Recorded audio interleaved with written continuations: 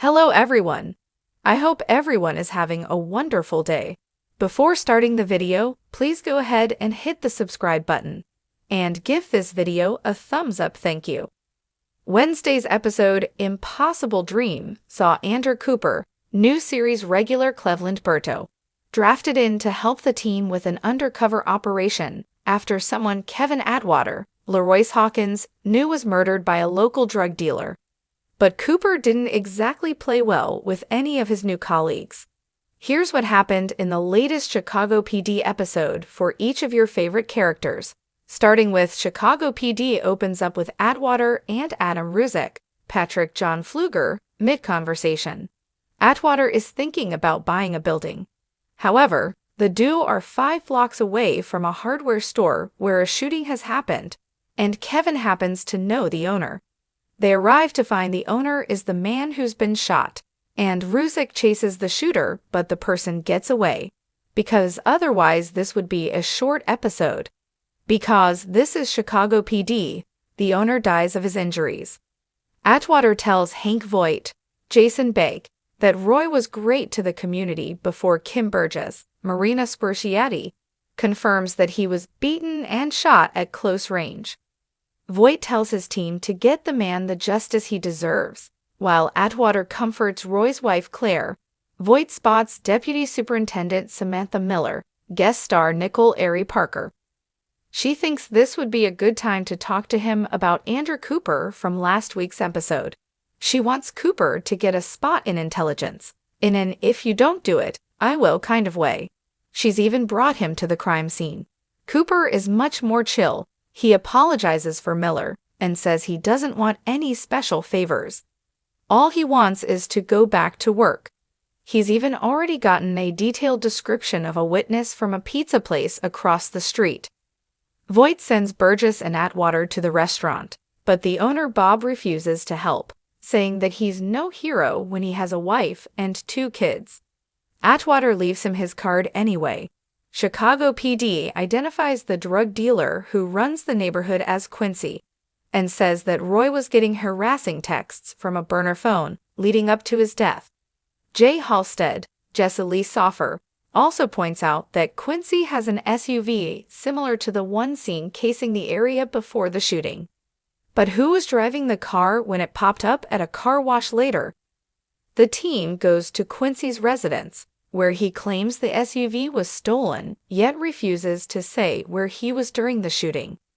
Atwater spots another person leaving the place, and that guy takes off running, so here's the second chase of the episode. This one turns out better, with Atwater stopping Demary and Ruzek pulling the gun out of his backpack. He claims he was at a hospital when Roy was killed, so Atwater lets him go, but warns him that they might see one another again. The show digs into Demary's backstory, with Haley Upton, Tracy Spiridakos, suggesting they lean on him to go after out Quincy's just seen all of them at his place, so conveniently here's Andrew Cooper again. Upton and Halstead stage a Fox bust that gets Halstead punched and secures Cooper's cover.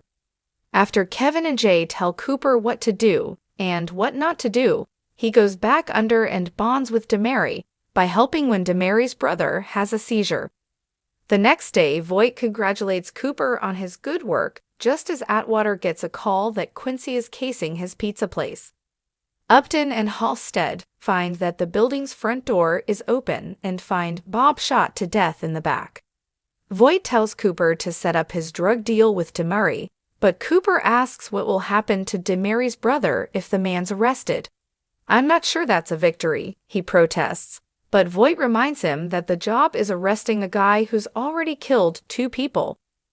While Ruzek tells Kevin he doesn't like his real estate idea, Cooper is with Demary when he finds out his brother has been taken to the ER for yet another seizure. He laments how much money he's spent on medical bills, and rather than complete the deal, Cooper convinces Demary to go see his brother. Atwater and Ruzek do not approve, and again tell him to focus on the right thing. If you don't think you can handle it, step aside, Atwater warns. Either way, we've got jobs to do. But when Atwater tells Voight what happened, Chicago PD has Voight side with Cooper. Burgess interrupts them to show them footage of Quincy with DeMary after Bob's shooting. It looks like he handed DeMary the murder weapon. Cooper goes back to DeMary's house with Ruzek, Atwater, Voight, and Burgess all in the vicinity. But he gets caught when he sneaks off to snoop around, and DeMary gets a call to meet Quincy. He asks Cooper if he trusts him, which Chicago PD helpfully has our heroes affirm means that Cooper's been made, and takes Cooper off to this meeting. Not only that, but a garbage truck conveniently screws up the surveillance just as they leave. "This kid's on his own," Kevin says, stating the obvious. Chicago PD brings things to a conclusion with Cooper triggering the OnStar inside DeMary's car so intelligence can find it. As Ruzek and Atwater close in, DeMary tells Cooper about his plans for the future just before Quincy arrives to doubt Cooper's story. He pulls a gun, and since our heroes show up to prove him right just moments later, DeMary takes a few bullets.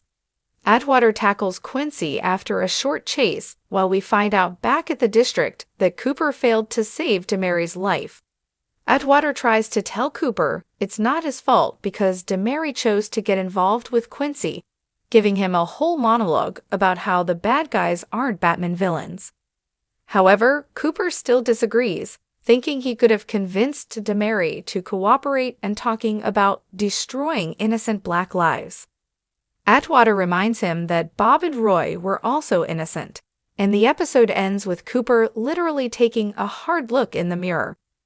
For the latest Chicago PD Season 8 spoilers and news, plus more on the entire series, follow the Chicago PD category at One Chicago Center. Thanks for watching this video. Please subscribe to our Chicago PD official channel and stay with us.